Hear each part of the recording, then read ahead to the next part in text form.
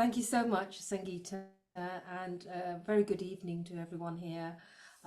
This is the second part of the wisdom talk, but I thought what would be nice is just to do a quick recap. And what I can start with is, I suppose, what I'm sharing with you is part of my own personal journey of, working at getting to a point where I realize actually I need to forgive, and then working on that journey. So I'm sharing that with you. But of course, when I was doing the research on forgiveness for over a year, um, overall, every single person I met had someone that they would like to forgive, or the the feelings, the aftermath feelings of maybe wanting to take revenge, or maybe wanting to be free from that sense of pain. For some, they said, before they leave their body, they wanted to be able to let go.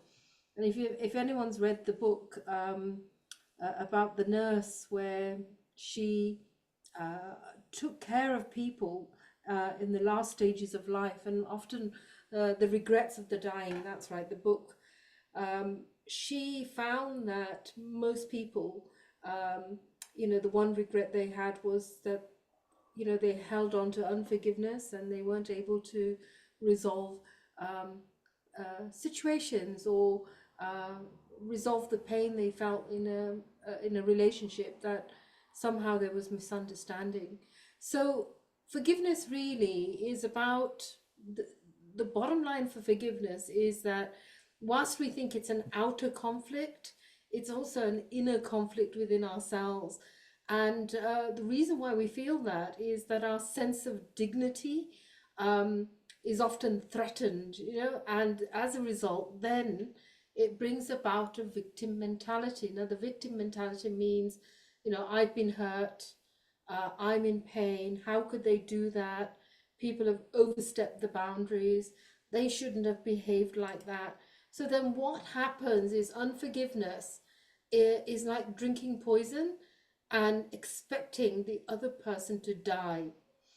Now, how many times have we said something or upset somebody or offended someone? We've walked away, thinking, well, I'm sorry, I didn't mean that, or maybe we did. But the person who's holding on to that wound, they're not able to let it go, which means that it festers. And for many of you who are here today, the question I'll ask you is there somebody you need to forgive? And if you know that there's somebody you want to forgive, then that's great. That's the beginning of the journey, because the Heidelberg principle is that when we begin with the intention, then the universe will conspire with you, divinity will conspire with you to help you on that journey to become free from um, the pain, because unforgiveness is a deep, deep inner wound and pain. So, what are the classic signs that that indicate I haven't forgiven someone? So, I want you to reflect on your own circumstances, and I'm going to read out some things that not read out, but throw out to you. The classic signs that I haven't forgiven someone are that I feel wounded, I feel anger, I feel resentment. I may want to take revenge. I have a sense of victim mentality. They did this to me. How could they do that to me? And the victim mentality is quite complex because it gives us a sense of importance, that it happened to me. And how many people have we met when they have been hurt, and they go on about it, and it's almost like it gives them significance. So we want to go, if we're holding on to a label that they did this to me, then it's a clear classic sign we haven't forgiven. Aggression could be a sign that we haven't forgiven somebody. When we're cold and hard, when we withdraw love and compassion from others, uh, when we secretly hope, something horrible will happen to that person. Our internal torture, health issues, emotional issues, addiction, And one thing I thought I would add today was overwork, because sometimes we can find ourselves being so busy in life that actually we don't want to face the pain that we feel. Now, a lot of the research, mostly in America, there are hundreds and hundreds of journals on academic, scientific journals on the impact of unforgiveness on your mental health, on your physical health.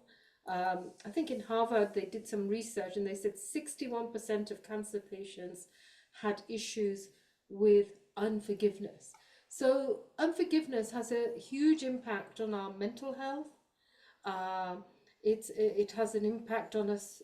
It kind of keeps us stuck, but it also has an impact on our physical and emotional sense. You know, when somebody we feel has violated or overstepped boundaries, if they've violated us, then we can maybe sometimes believe that I'm actually not.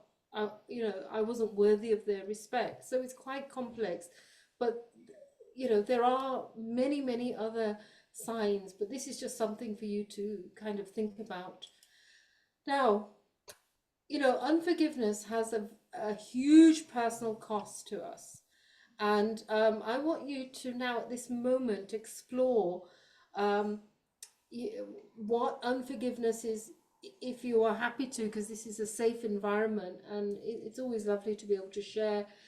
As soon as we share, somehow or another, we can become open to accepting that this is something I want to work on. So, um,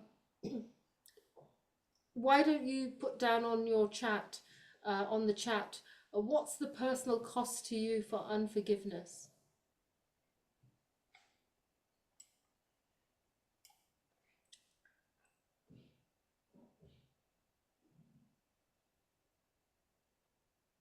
So, Geeta, you're saying it usually takes 2 years after a trauma or unresolved issues for cancer to manifest.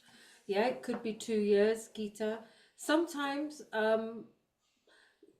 holding that trauma can be going on and on, reliving that trauma for a very long time. It could even be lifetimes. But yes, certainly it could be up to 2 years.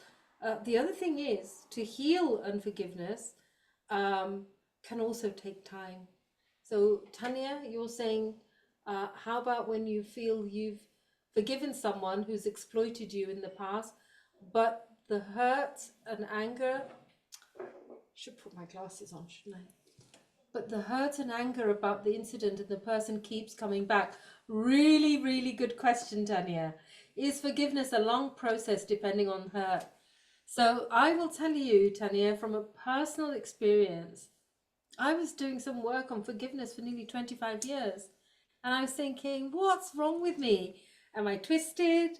Why is it that I'm following a process and why isn't it going? So, what I realized was that I thought I was forgiving, but I wasn't really, because deep down, you want to be right and them to be wrong. So when that happens and you're holding on to, I'm the victim, I'm the one who's hurt, and they're wrong, that can actually have a huge impact on you.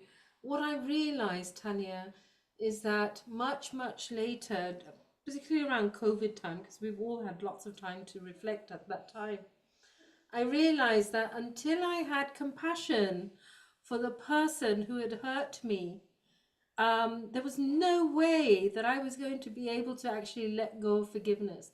The other thing, Tanya, is that forgiveness is a divine quality. Krishna says in the Bhagavad-gita that he says in chapter 10, verse 4 and 5, that forgiveness, all the qualities, the divine qualities that are manifest in this world come from Krishna alone. So it's a divine quality. So when we think, I will forgive, it's not going to happen as quickly because karma is so complex. We don't know why it's happened to us. We don't know what relationship we've had with this person in our previous lives. I mean, there's a lot of research on past lives, and why do some people keep coming back time and time and time again in our life? And that is because there is something that we have to learn and to be able to let go.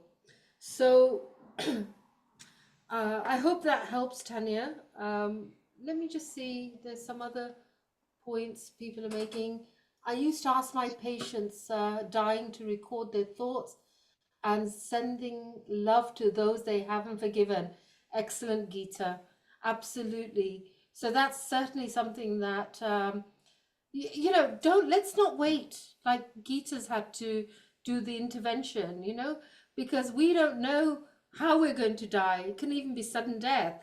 We don't want to wait till the last minute. What we want to do is really work on, and I today I'm hoping to do some strategies with you, some activities, so we can actually work on that. And Mona's saying, but I feel forgiving them means I'm happy with what they did, and I don't want to portray that. Well, of course, that this is where the false ego comes in. I'm right, they're wrong. If I forgive them, it means that that somehow or another I'm happy with what they did. Well, actually, Mona, we don't have to be happy with what people have done. But what the point is, the point about unforgiveness is that it's hurting us. When we realize that we are willing to forgive, then we're willing to do it as an act of kindness to ourselves. Karma is complex. We don't know why people show up in the world. We don't know why we have the mother we have, or the father we've had, or the in-laws, or whoever's rocked up in your life, and they've caused us pain. It's deeper than that. It's I think to think that I'm accepting of what they did is deeply within us. I think it's what they call a barrier. It's a barrier to forgiveness. So what I would like you to do is suspend that and think, what is it? Because compassion, forgiveness and compassion have to come together. When people behave the way they behave, it's because there's a reason, right? It doesn't make it right or wrong, but it gives us a deeper sense of understanding. And guess what? It gives us a better understanding of ourselves, that, where have I behaved in a certain way? Because I think it's a deeply reflective thought that often people come up in our lives because they're projecting something within us. Thank you for that, Mona. Thank you, Geeta. Thank you, Tanya. Vidyavali, you said loss of mental peace. That's right. Yeah. So lack of forgiveness gives us, that's what's going on. Lack of mental peace. Questions to reflect. What is the personal cost of your forgiveness? Yeah. Well, the personal cost of, what is the personal cost of unforgiveness? Yeah, not forgiving. It can have an impact on your relationship with other people. When have you seen somebody that reminds you of the person that hurt you, and you're triggered and you think, oh, watch you, I'm not going to, I'm going to be careful of you. What are the other personal costs? The other personal costs are, there's a sense of not being comfortable with yourself. There's so much loss when we're holding on to unforgiveness. What else is the personal cost? Of course, your health. I think I shared this with you last time, and sorry if you heard it, but my sister was diagnosed 2 years ago with a very malignant cancer. It was very aggressive, what they call AAA, so it's extremely aggressive. And the consultant had said, my sister, if she had chemotherapy, she still probably had, a 5% chance to live. So we went through another consultant, and they said, 5%. And we took the courage, we took a very courageous approach. And that was for 6 months. You know, my sister came and stayed with me, and all we did was worked on forgiveness. And she started, you know, a healthy diet of juicing, but actually most of it was working on forgiveness. You know, the deep pain, because lack of forgiveness stays with you 24 hours a day. And let me tell you, after a year, she was clear, and she still continues to be clear. So this is, you know, I'm not saying, I'm not a medical practitioner, but what I'm telling you is the close correlation between, you know, the personal cost of unforgiveness is that it can compromise your immune system. It can compromise your mental well-being. It can compromise your ability to have good relationships with others. It will compromise your ability to engage effectively with others. So, Rohini, you're saying unforgiving the person doesn't make him or her realize the impact, and they continue to do the same. Well, here, Rohini, there's a difference between forgiveness and drawing boundaries, you know, because,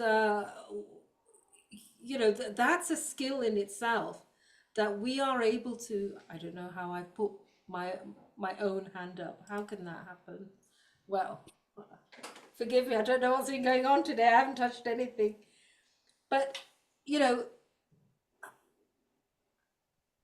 there's a side to us that thinks that we have to punish people. I think what we have to do is draw good boundaries. And that's the difference between, you know, when we say, in the Vedic tradition, it says that when some people are offensive, you keep a distance with them, you know. So I think you have to find a way of drawing your boundaries when something isn't working. But when we are more loving, when we're more kind, when we try to overlook, you know, the great example is of Lord Vishnu. You know, he's lying on this, you know, the milk ocean, and Bhrigu Muni thinks, right, I'm going to test who's the best, you know. So Bhrigu Muni charges up to Lord Shiva and kicks him in the chest, and Lord Shiva is not happy. He retaliates, you know. And then he does the same to Brahma. So he thinks, oh, Brahma, Vishnu, Mahesh, right, who's left? Okay, I'll go to Vishnu. So he kicks Lord Vishnu in the chest, and Lord Vishnu wakes up from his sleep, and he notices that Bhrigu is there, but he's in pain. And so what Lord Vishnu does is begins to massage his feet and says, oh, I'm so sorry that you're in pain. You know, please forgive me, because of my chest, somehow or another, you're hurting. That great level of magnanimity means that, you know, when we understand those who hurt are hurting.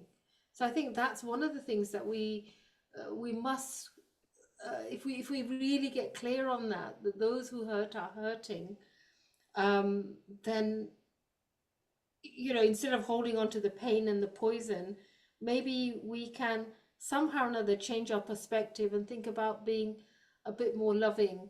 So you may think, well, that's theoretical, you know, that's, you know, that doesn't make it right.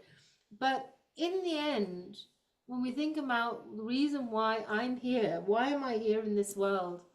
I'm here because this is the school of life. And unless we forgive, unless we let go, unless we're more loving, we will keep coming back again and again and again, and we'll meet that same person, maybe as a son, maybe as a daughter, maybe as a husband. But those lessons, unless we learn those lessons, those people will keep coming. Prayag, you said it's like trying to row an anchor down, feeling stuck.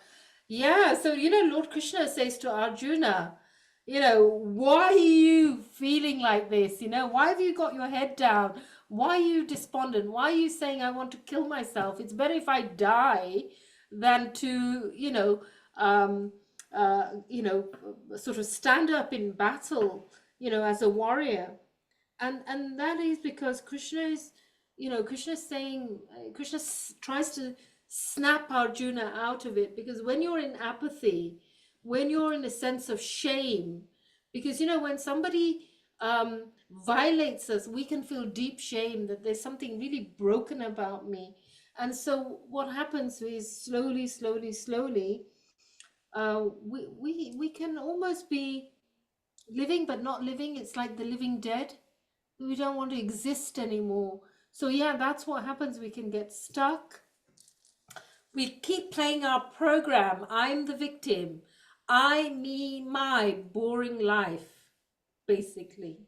You know, if you want to have a great life, then start working on forgiving, and then go out there and, you know, live joyfully, because unless you forgive, folks, it's not going to happen. You know, the joy we're looking for, the frustration we feel will never leave us. And that's the problem. So let me tell you, if you are not able to forgive, there's no peace. If you think you're going to find peace some other way, then we're going to delude ourselves. But I'll go through some of the activities with you in a moment.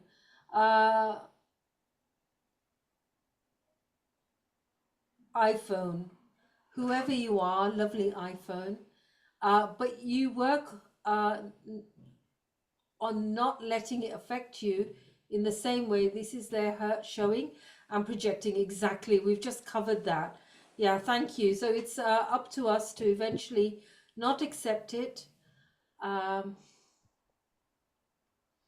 just send them healing kindness and love in an energetic level. And you need to stay away from them, and then, you know, you can still send love. Amazing. Yeah, why keep going in for the slap? You know, step away. You know that they're hurting. Oh, it's Sujata. Hello, Sujata. Well, there you go, Sujata. Great wisdom. Yeah, on an energetic level, we can be sending them love and forgiveness. We can also be saying to them, I'm sorry if I have ever hurt you, because somehow or another you rocked up in my life and I don't know why. I don't think I deserve it, but somehow you're here. Nothing happens by chance. So I'm so sorry. If I forgive, you know, if I've hurt you in the past, please forgive me. Thank you. I love you and I free you. You know, I want to be free from this. I'm worried that after forgiving, I'll regret it. Yeah. Well, I think, you know, Mona, you know, I've read two of your things here, and I would say, maybe work on loving yourself. And loving yourself isn't it's not a narcissistic thing. You know, if the great I thinks so, and I'm the great I, you know, I'm the best. I absolutely love myself, and but I don't think you're that. You know, Mona, I think you're probably a very kind, giving person, and people have overstepped the boundaries with you. So I think you'll never regret. I tell you, you know, you will never regret forgiving someone. That's the bottom line. You will not ever regret it. But I think, you know, sometimes we have to work on ourselves and a deep sense of care and love for ourselves. And I think when we can be soft and gentle with ourselves, then we will be soft and gentle with others. And that usually comes from a pathological need to be perfect. So we work on being perfect ourselves all the time, which is the killer of joy.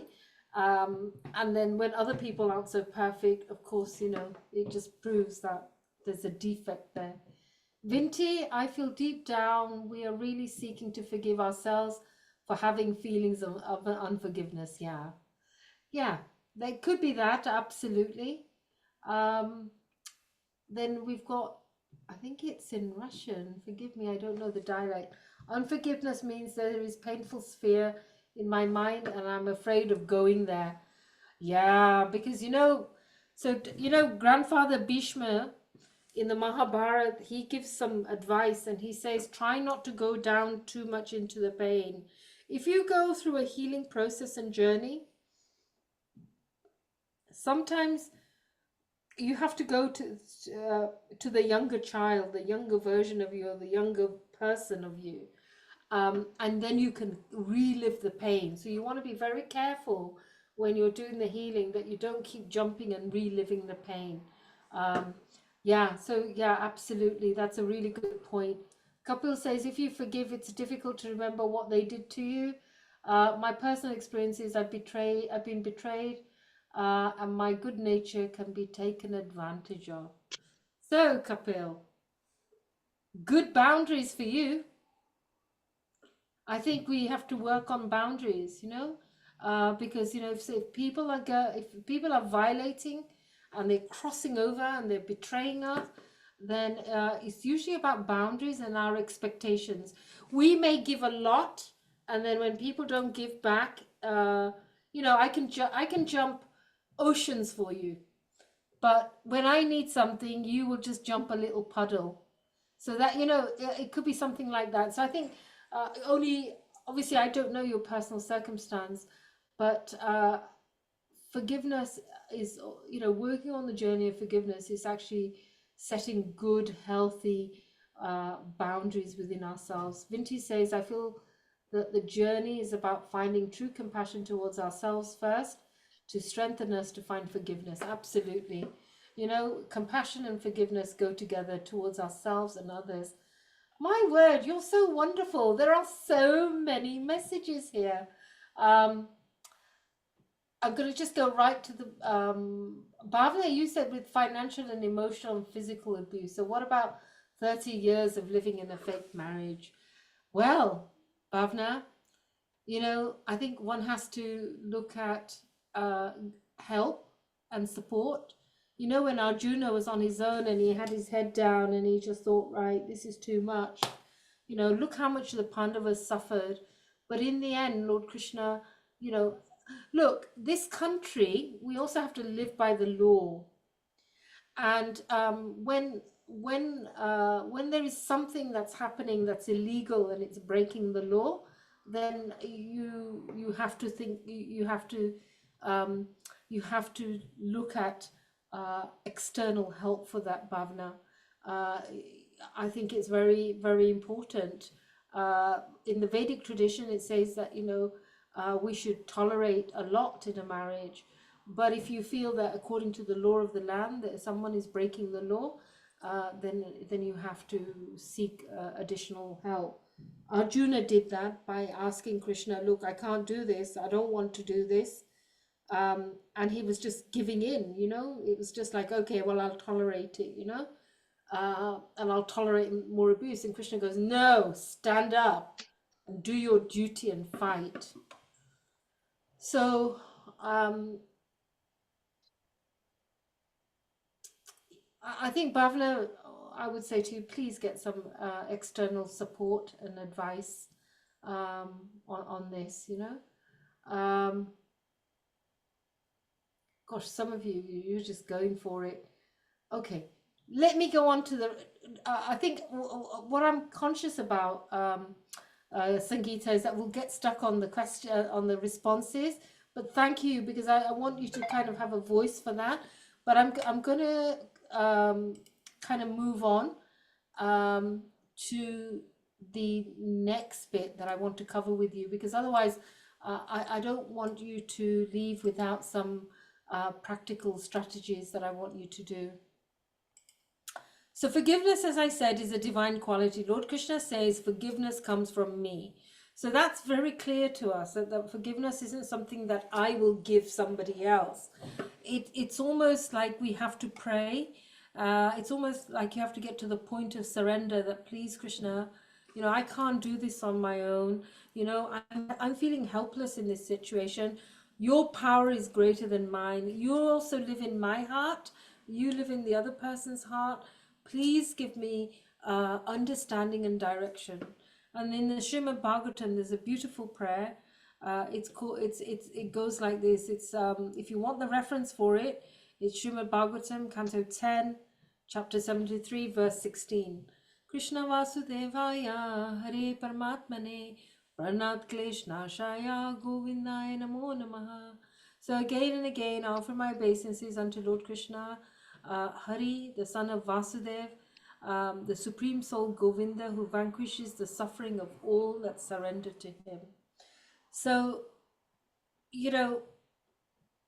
if we think we're just going to dish out forgiveness, it's not going to happen. It may never happen, but we need additional help. It means that I am only able to forgive if I have that divine quality of forgiveness within myself. And what are the other qualities that go with forgiveness? Intelligence, knowledge, freedom from doubt and delusion, truthfulness, control of the senses, control of the mind, um, you know, fearlessness, non-violence, equanimity, austerity, charity. These are all qualities that come, they're divine qualities that come from Krishna. So if you want to forgive somebody, the way you start is you decide, I want to forgive that person, right? You can't be sitting on the fence thinking, well, if I forgive them, they'll do that. Start with the principle, I really want to forgive this person. And trust the Lord and ask the Lord to help you. Remember Duryodhan, he wanted that massive army of Lord Krishna. And he was like, he was very much on, okay, it's happening right now. This is what I want, and this is what's going to resolve my issues. But Arjuna, he chooses the Lord. So what does he tap into? He taps into greater, subtle, unseen forces and power, divinity.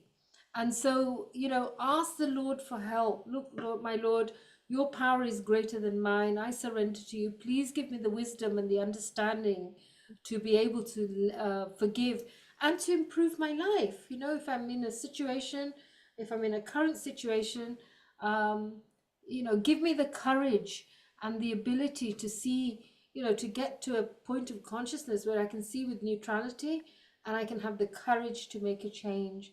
And then accept that there is another reality. Often when people don't forgive, they feel that there isn't another reality. That's what Arjuna was feeling until Krishna says to him, look, there's another way. Now, I would say take responsibility for your part of the pain. What are we doing that is perpetuating the pain? Forgive yourself, and forgiving yourself, there's a process of that, and we'll go through that. And then develop awareness of your own negative emotions. What are those negative emotions? They are like bitterness, hatred, jealousy, hurt. Talk about it to someone, get some counseling, get some support. Again, like I said, work on your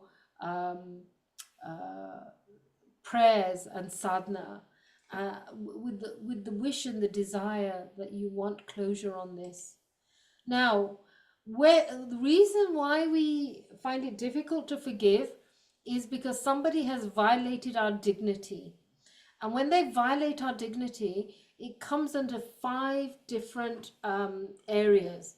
That is that somewhere along the line, when they did what they did, they made us either feel rejected, or they made us feel abandoned, or they humiliated us, or they betrayed us, or we felt a sense of injustice. So if you've got a pen and paper, I just want you to make a note. And the first thing you start with is, I am willing to forgive. So make a list of who I am willing to forgive.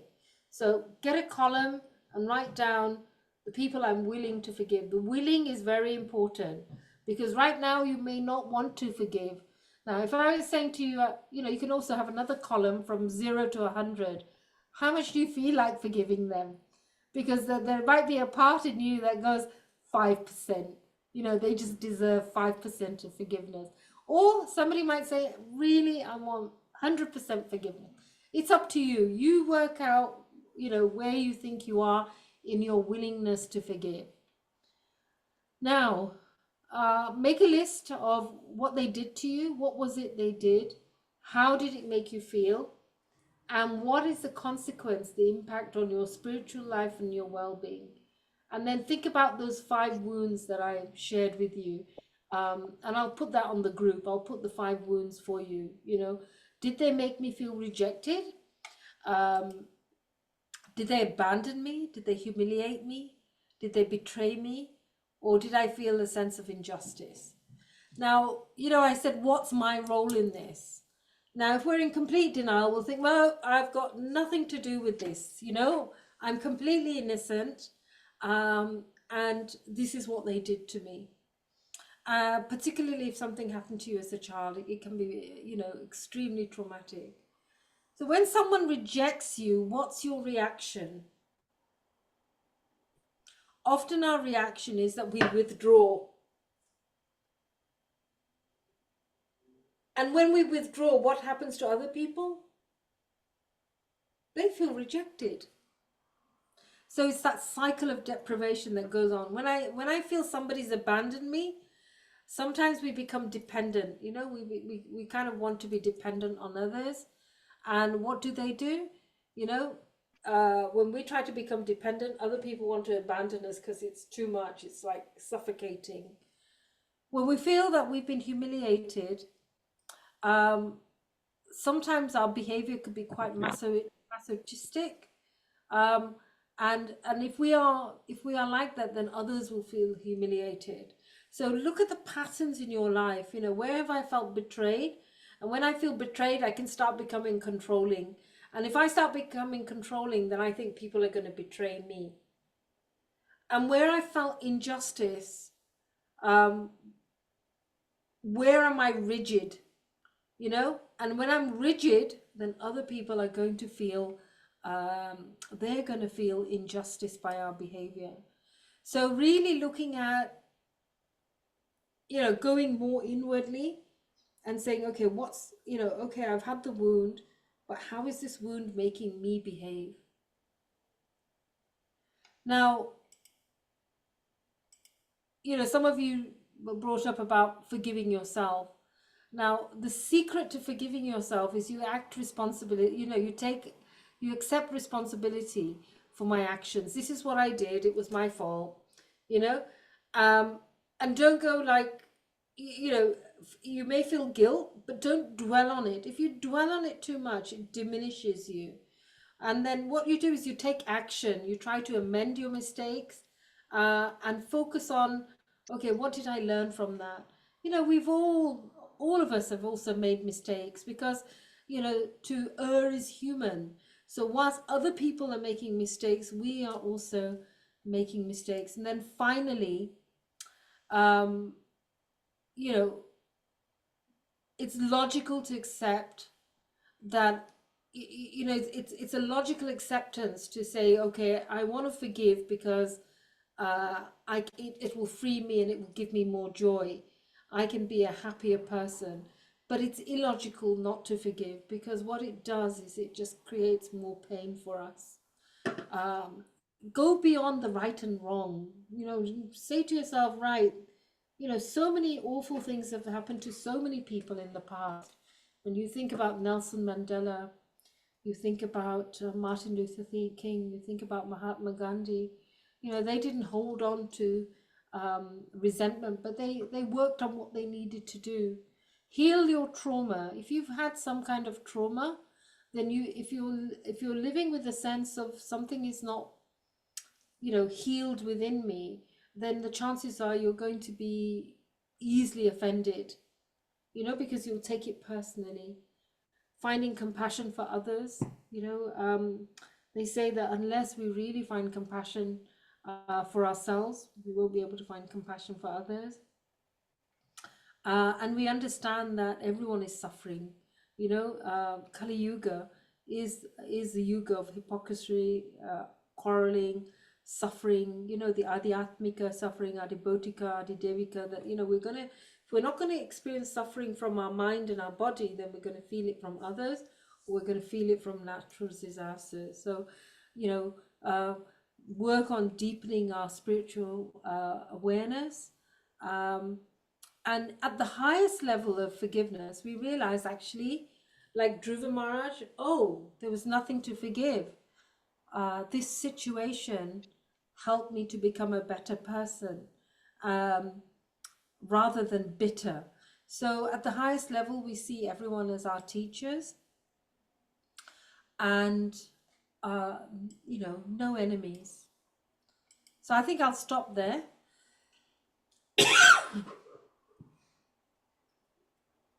Wow, that was incredible. I think we covered so much. And thank you everyone for interacting, just very much being present. Yeah, I think if we were to just draw on a few main points on how it is simply illogical to not forgive, and that we have to try to go beyond that right and wrong, black and white, and really try to draw upon what that space in between is telling us, teaching us. Yeah, and the point on, finding compassion for ourselves really stuck out to me. So thank you so much for sharing that. We can only forgive others if we know how to forgive ourselves. So yeah, I guess maybe we can open the space up to allow everyone to share any questions they might have on. I know there's been a lot of interaction so far, but we can continue that, create space for that. Thank you so much. See, Raji wants to ask a question. Hare Krishna. Hi, Krishna Raji. It's been my experience, I'm talking out of my experience. I find forgiveness is more a favor that you're doing to yourself. You're not really coming down to do something. It's a favor you're doing yourself. It helps you so much. That is one thing I realized. And another thing was, the a person you're trying to forgive may not be able to realize it at that moment. But as days go by, that person definitely starts feeling guilty, which is a success for you. You want the person to realize, and it happens eventually, but you have to be patient. After forgiving, you have to be patient and wait. It does happen. And then you feel, okay, you got your... So that's been my experience. Yeah, thank you. Thank you for that. It does take time, doesn't it? It takes time, and we have to be patient. Yes, thank you. Thank you for that, Raju. Great comment, great insight. Anybody else?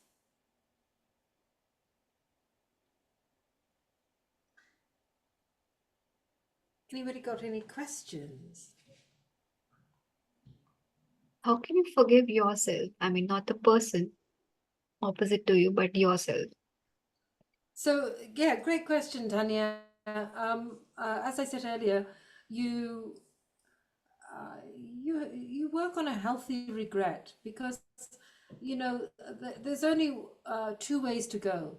Beat yourself up and put yourself in that prison, that mental prison, that I'm terrible, and you don't need the world to tell you you're terrible, you'll tell yourself. Or you say, okay, right, I did something, I'm sorry, I have a healthy regret, I tried and make it up. And if that person isn't alive anymore, then I find other ways of making it up. And think, okay, how have I learned this lesson? When we can really reflect on our behavior, then we can make changes. And Krishna is so kind. The God that we worship isn't a cruel God. It's not a punishing God. It's a God who absolutely loves us. And when we think about the Shastras, the Vedic scriptures, there are so many people who did so many terrible things, but somehow or another they turn their lives around and they say, okay, I did this, I'm sorry I did it, it's over, let me start again. And that's what Krishna does with all of us. Otherwise I wonder where we would be. If we have a God who's so loving and patient with us, then we can do that with ourselves. If you don't do that with yourselves and you inflict that cruelty on yourself, then you'll be cruel to others. So do it as an act of love and compassion for yourself, and then for others. I hope that helps, Tanya. Yeah, definitely. Thank you so much.